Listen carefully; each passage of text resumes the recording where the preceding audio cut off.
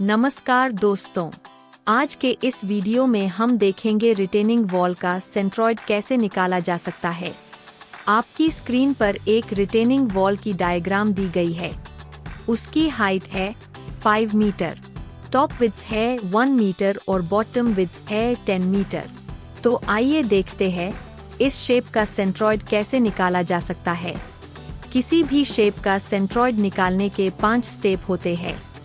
Step 1, bring shape in first quadrant. Shape को पहले quadrant में लेना। Step 2, convert given shape in basic shape, यानी कि दिए हुए शेप को छोटे छोटे हिस्सों में बांट देना।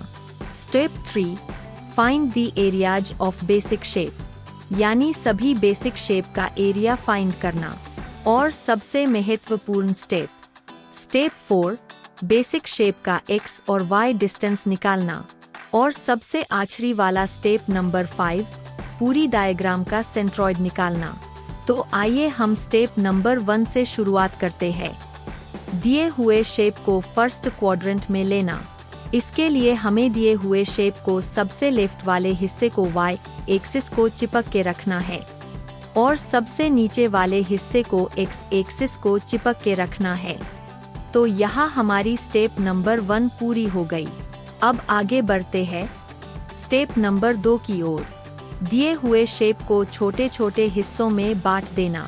इस स्टेप में हम दिए हुए शेप को छोटे छोटे हिस्सों में बांट देते हैं। इस शेप को हम 2 हिस्सों में बांट सकते हैं, पहले वाला रेक्टेंगल का शेप और दूसरा वाला राइट एंगल ट्रायंगल का शेप। यहाँ हमारी स्टेप नंबर 2 भी पूरी हो गई। अब आगे बढ़ते हैं स्टेप नंबर 3 की ओर। कन्वर्ट किए हुए शेप का एरिया निकालना। इस शेप को हमने 2 हिस्सों में बांट दिया है। इन बटे हुए 2 शेप का हम एरिया निकालेंगे। पहले वाले शेप का एरिया निकालने के लिए हम दूसरा वाला शेप इग्नोर करेंगे। पहले वाला शेप रेक्टेंगल है और हमें रेक्टेंगल का एरिया निकालने का फार्मूला मालूम है। लेंथ इनटू ब्रेथ, यानी कि इस केस में हो गया 1 × 5 is equal to 5 metre square. अब दूसरे वाले शेप का एरिया निकालने के लिए हम पहले वाले शेप को इग्नोर करेंगे। तो यह दूसरा शेप है राइट एंगल ट्रायंगल। इस राइट एंगल ट्रायंगल की हाइट तो हमें यहाँ दी गई है 5 मीटर, लेकिन उसका बेस हमें मालूम नहीं। तो उसका बेस कैसे निकाला जा सकता है? इस डायग्राम का पूरा बेस है 10 मीटर और उसमें से रेक्टेंगल का 1 मीटर माइनस कर दो तो हमें ट्रायंगल का बेस आ जाएगा 9 मीटर। अब हम इस राइट एंगल ट्रायंगल का एरिया इजीली निकाल सकते हैं। राइट एंगल ट्रायंगल का एरिया निकालने का फार्मूला है 1/2 इंटू बेस इंटू हाइट और उसमें वैल्यू पुट की जाए तो एरिया निकल आता है 22.5। यहाँ हमारी स्टेप नंबर 3 भी पूरी हो गई। अब हम आगे बढ़ते हैं स्टेप नंबर 4 की ओर। बेसिक शेप का x और y डिस्टेंस निकालना। हम यहाँ पहले वाले शेप का x-y डिस्टेंस निकालने के लिए दूसरा वाला शेप इग्नोर करेंगे। x1 क्या है? शेप 1 के सेंटर से मेन y एक्सिस तक का अंतर x1 है और वह कैसे निकाला जा सकता है? यह निकालने का तरीका सिंपल है। रेक्टेंगल का x सेंट्रोइडल डिस्टेंस रहता है 50% ऑफ विड्थ, यानी कि 1 divided by 2 is equal to 0.5 metre.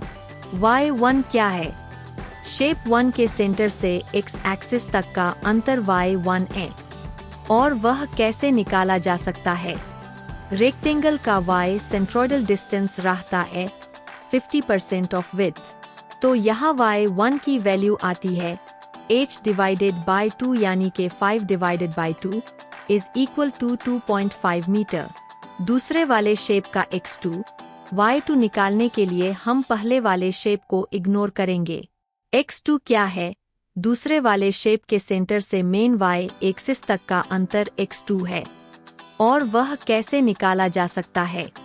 इसके लिए हमें पहले राइट एंगल ट्रायंगल के वर्टिकल एज से ट्रायंगल के सेंटर तक का अंतर निकालना है, जो कि होता है बेस का 1/3, और उसमें गैप ऐड कर दिया जाए तो हमें x2 की वैल्यू मिल जाएगी, यानी कि 9 divided by 3 + 1 is equal to 4 metre.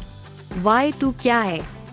Second वाली शेप के सेंटर से मेन एक्स एक्सिस तक का अंतर y2 है और वह कैसे निकाला जा सकता है?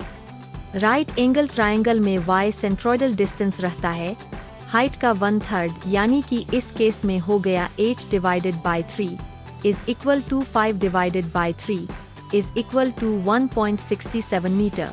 यहाँ हमारी स्टेप नंबर 4 भी पूरी हो गई। अब हम आगे बढ़ते हैं आखिरी वाली स्टेप की ओर, शेप का सेंट्रॉइड निकालना। x बार की वैल्यू हम सिंपल फार्मूले के द्वारा निकाल सकते हैं, a1 x1 plus a2 x2 divide by a1 plus a2। इस फार्मूले में सिर्फ हमें वैल्यूज पुट करनी है तो हमें फाइनल आंसर मिल जाएगा, x bar is equal to 3.36 metre. इसी तरह से हम y बार की भी कीमत निकाल सकते हैं, उसका भी सिंपल फार्मूला है, y bar is equal to a1 y1 plus a2 y2 divide by a1 plus a2। इस फार्मूले में सिर्फ हमें वैल्यूज पुट करनी है तो हमें फाइनल आंसर मिल जाएगा, y bar is equal to 1.82 metre. यहाँ हमारा यह प्रॉब्लम पूरा होता है। आपके प्रैक्टिस के लिए एक और प्रॉब्लम गूगल फॉर्म के लिंक के द्वारा डिस्क्रिप्शन में दिया गया है, आप उसे भी सॉल्व कर सकते हैं। यदि आपको यह वीडियो अच्छी लगे तो लाइक करें और अपने दोस्तों के साथ भी शेयर करें। अगर आपका कोई सुझाव है तो कमेंट बॉक्स में जरूर कमेंट करें। Thanks for watching. For more details visit our blog nalandaeducation2.blogspot.com. Join out Google Classroom to get detailed notes, educational games, solving worksheets, quizzes and more.